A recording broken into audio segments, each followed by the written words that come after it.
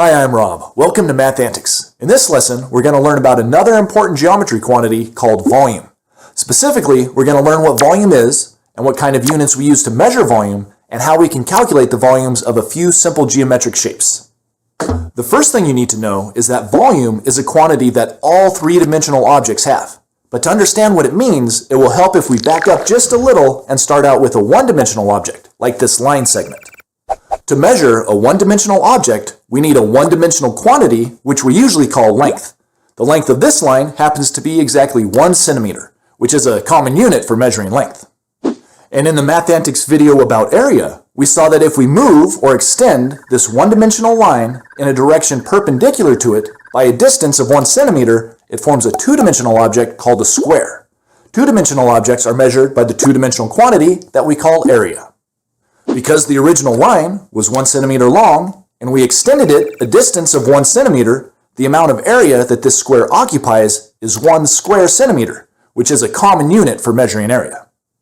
Okay, now imagine that we take that two-dimensional square and move or extend it in a direction perpendicular to its surface by a distance of 1 centimeter. It forms a three-dimensional object that's called a cube. And to measure a three-dimensional object like this, we use a three-dimensional quantity called volume. Volume tells us how much three-dimensional space, or 3D space, an object occupies. Alright, but how much volume does this cube have? Well, since it was made by extending 1 square centimeter, a distance of 1 centimeter in the third dimension, we say that its volume is exactly 1 cubic centimeter, which is a common unit for measuring volume. So square units are used to measure area, and cubic units are used to measure volume. Since square units are made by multiplying two one-dimensional units together, like centimeter times centimeter, we can abbreviate them using the exponent notation, centimeters to the second power, or centimeters squared. And since cubic units are made by multiplying three one-dimensional units together, like centimeter times centimeter times centimeter, we can abbreviate them using exponent notation, centimeters to the third power, or centimeters cubed. And just like there were different sizes of square units, like square inches, square meters, or square miles, there's also different sized cubic units, like cubic inches, cubic meters, or cubic miles. See how area and square units are related to volume and cubic units? And there's another similarity too. Do you remember how you can use square units to measure the area of any 2D shape, not just squares? Well, you can use cubic units to measure the volume of any 3D shape, not just cubes. To see how that works, take a look at this 2D circle and this 3D object called a sphere, which is like a ball. Just like you can use a bunch of small squares to approximate the area of the circle, you can use a bunch of small cubes to approximate the volume of the sphere. And here's the really cool part. The smaller the squares you use, the closer their combined area will match the area of the circle. And the smaller the cubes you use, the closer their combined volume will match the volume of the sphere.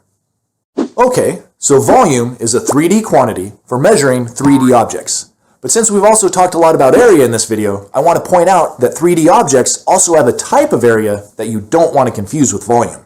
You might remember from our previous videos that 2D shapes have both a 2D quantity called area and a 1D quantity called perimeter.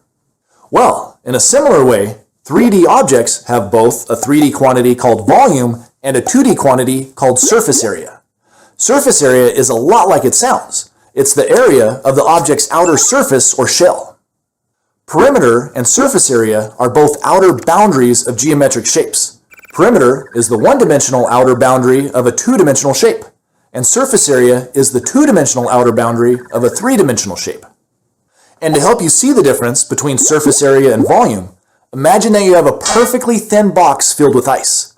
If you unfold the box, you can see the 2D area that surrounds the volume, while the volume itself is the amount of 3D space occupied by the ice inside the box. Alright, so now that you understand what volume is, and you won't confuse it with surface area, we're going to spend the rest of the video learning how to calculate the volumes of some basic geometric shapes. But before we do that, I want to quickly mention something important about terminology, or the words we use to describe things in math. Most of the time, people agree on what to call things in math, but not always. And that's especially true when it comes to the words that we use to describe the dimensions of geometric objects. Take the words length, width, and height, for example. If I have a rectangle, I can name its two dimensions, length and width, like we did in the area video. but I could also name them width and height if I wanted to. The actual names of the dimensions really aren't important, so different teachers might use different names. The important thing is to be flexible and realize that the math concepts are the same, even if different words are used to explain them. For example, the area of a rectangle is always found by multiplying its two side dimensions together, no matter what they're called.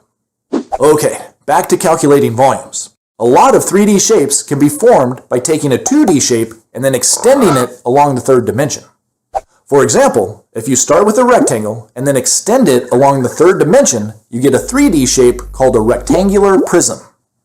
If you start with a triangle and then extend it along the third dimension, you get a 3D shape called a triangular prism.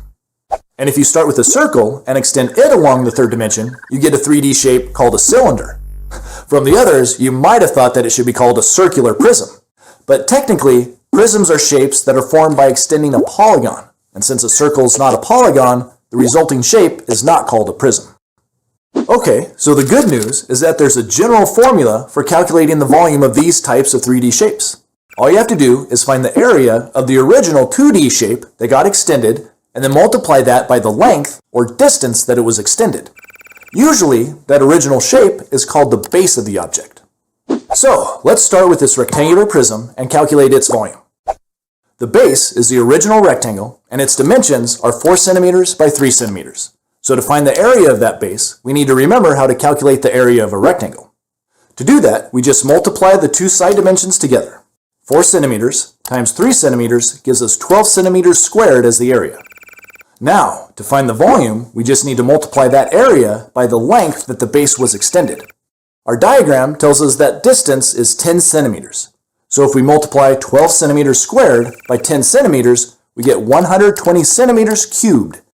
So this rectangular prism has a volume of 120 cubic centimeters. Okay, let's try to find the volume of the triangular prism now. Again, the first step is to calculate the area of the base of the prism, which is the triangle. The formula for finding the area of a triangle is 1/2 of the triangle's base times its height. Be careful not to confuse the base of the triangle with the base of the prism, which is the triangle itself. Our diagram tells us that the base of the triangle is 10 inches and its height is 8 inches. So 1/2 the base times the height would be 1/2 of 10 times 8. 10 times 8 is 80, and 1/2 of 80 is 40, so the area of the triangle is 40 inches squared. Now all we have to do to find the volume is to multiply that area by the length that it was extended. We're told that the length is 50 inches, so we multiply 40 inches squared by 50 inches and we get 2,000 inches cubed. That's the volume of this prism. All right, are you ready to try finding the volume of the cylinder now? The cylinder is made by extending a circle, so first we need to calculate the area of that circle. As we learned in a previous video, the area of a circle is found by multiplying pi times its radius squared. The radius of this circle is 2 meters. So if we square that, we get 4 meters squared. Then we multiply by pi, which is approximately 3.14, and we get 12.56 meters squared. Now that we know the area of the circle, to find the volume of the cylinder, we just multiply that area by the length that the circle was extended, which happens to be 10 meters. 10 meters times 12.56 meters squared gives us 125.6 meters cubed. So the volume of this cylinder is 125.6 cubic meters. So, do you see how to find the volume of 3D shapes like these? Shapes that are made by taking a 2D shape and then extending it along a third axis? You just find the area of that shape and then you multiply it by the length that it was extended, and that gives you the volume.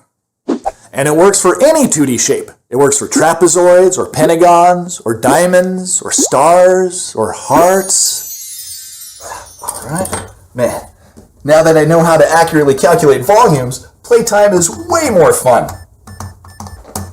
Of course, not all 3D shapes are made by extending a 2D shape along a third dimension.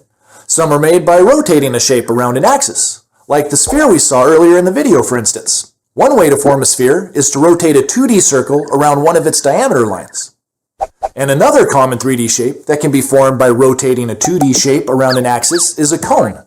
A cone can be formed by rotating a right triangle around one of its two perpendicular edges.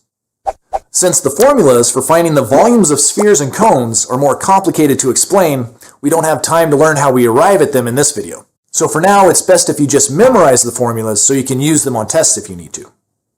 To find the volume of a sphere, you use the formula volume equals 4/3 times pi times radius cubed. And to find the volume of a cone, you use the formula volume equals 1/3 times height times pi times radius squared. Let's try one example of each before we wrap up. Here's a sphere with a radius of 2 centimeters. Fortunately, that's the only dimension we need to find its volume. Our formula says that the volume of a sphere is equal to 4/3 times pi times radius cubed. Cubing the radius means multiplying it by itself 3 times. So we take 2 centimeters times 2 centimeters times 2 centimeters, which equals 8 centimeters cubed. Next, we'll multiply that by our approximation for pi. 3.14 times 8 is 25.12. And last, we multiply that by 4/3, which is the same as multiplying by 4, then dividing by 3, which gives us a volume of 33.49 centimeters cubed. Now let's try a cone. To use our formula to find the volume of a cone, we need to know 2 things: the radius of the circle that forms the base of the cone, and the height of the cone, which is similar to the height of a triangle. It's the distance from the point at the tip of the cone straight down to the center of the circular base. The radius of the base of this cone is 3 feet, and its height is 9 feet. So first, let's plug that radius into our equation and square it. 3 feet times 3 feet is 9 feet squared. Next, we multiply that by pi, again using 3.14, and we get 28.26 feet squared. You may notice that that's just the area of the base circle. But now we need to multiply that base area by 1/3 times the height of the cone. 1/3 times 9 feet is 3 feet, and 3 feet times 28.26 square feet gives us 84.78 cubic feet, which is the volume of the cone. All right, so now you know a lot about volume. You know that it's a 3-dimensional quantity of geometric objects, and you know that we measure volume with cubic units. You also learned how to calculate the volume of some basic 3D shapes. Of course, there's a lot of other 3D shapes that we didn't have time to cover in this video, but now you know about some of the most common ones. The key is to put what you've learned into practice by trying some exercise problems on your own. As always, thanks for watching Math Antics, and I'll see you next time. Learn more at mathantics.com.